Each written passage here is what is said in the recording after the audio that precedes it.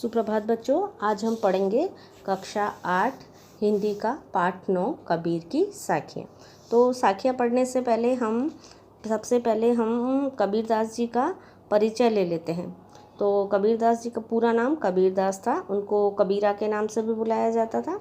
जन्म उनका हुआ था सन 1398 में लहरतारा काशी में। उनकी माता पिता का नाम नीरू और नीमा था।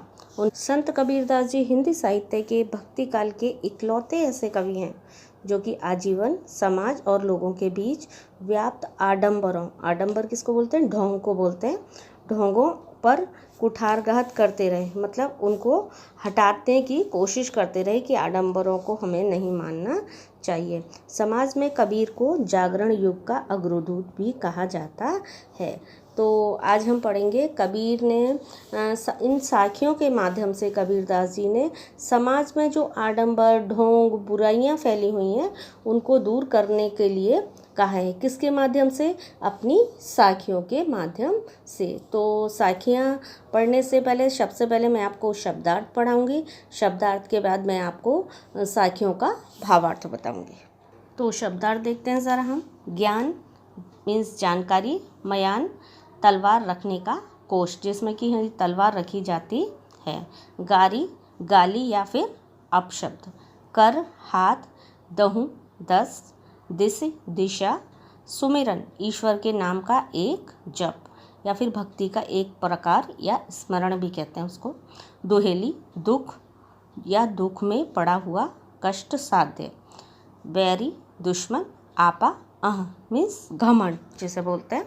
तो पहली सखी हमारी, जाति न पूछो साध की, पूछ लीजिए ज्ञान, मोल करो तलवार का, पड़ा रहन दो म्यान। साखी के माध्यम से कबीरदास जी क्या कहना चाहते हैं?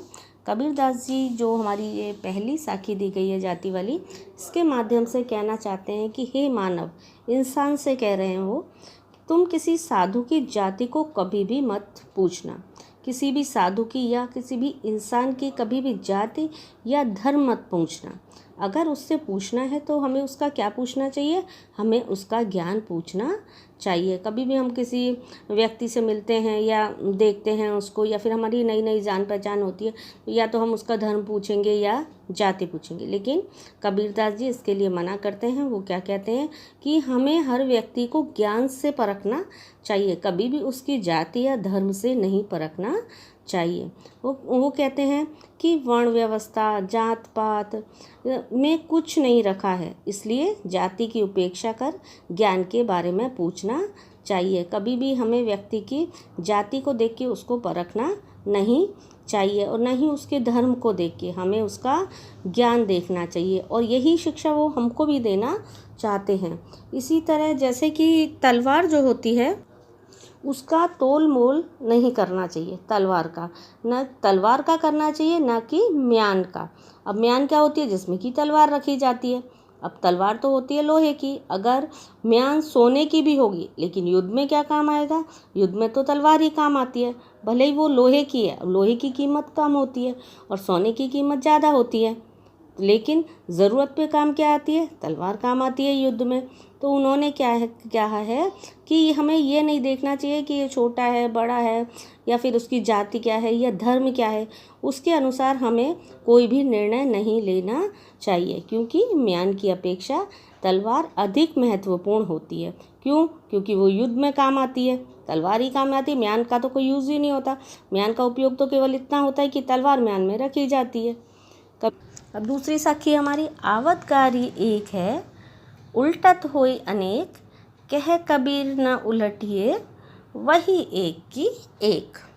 दूसरी साखी में कबीरदास जी क्या कहना चाहते हैं कि जब गाली आती है तो वह एक ही होती है। अगर हमारी बाई चांस किसी से लड़ाई हो जाती है, झगड़ा हो जाता है, तो हम बैड वर्ड्स यूज़ करते हैं ना, कभी उसको गाली बोलते हैं ना हिंदी में। तो लेकिन जब हम उसका उत्तर दोबारा गाली में ही दे देते हैं तो वह गाली उलट देने पर कई रूप लेकर आती है। कभी भी हमारा किसी से लड़ाई झगड़ा हो जाता है, स्कूल में भी तो कभी कभी हो जाता है ना, तो हम गुस्से में उसको बैड वर्ड्स बोल देते हैं, गाली बोल देते हैं, तो वो एक गाली हम देंगे तो दोबारा वो देगा, फिर हम देंगे फिर वो देगा, तो ऐसे क्या है बट उलट उलट के गाली हमारे ऊपर ही आती है। इससे गालियाँ या विवाद का क्रम प्रारंभ हो जाता है, मतलब लड़ाई रुकने की जगह झगड़ा और बढ़ जाता है। किसके कारण? जो हमने अपशब्द बोले, जो हमने गालियाँ बोली। तो क्या कहना चाहते हैं कबीरदास जी कि अगर किसी ने हमको एक गाली दी है तो हमें शांत हो जाना चाहिए, नहीं तो एक की अनेक गालियाँ हमारे ऊपर ही आती हैं और माहौल भी गंदा हो जाता है। उचित यही है कि उसका उत्तर ना दिया जाए। एक गाली अगर हमें किसी ने दी, अच्छी बातें सिखाना चाहते हैं कबीरदास जी हमें कि हमें कभी भी किसी भी गलत बात को बढ़ावा नहीं देना चाहिए। अगर किसी ने हमको गाली दी है और फिर हमने पलट के उसको गाली दे दी तो हम में और उसमें क्या अंतर रह गया?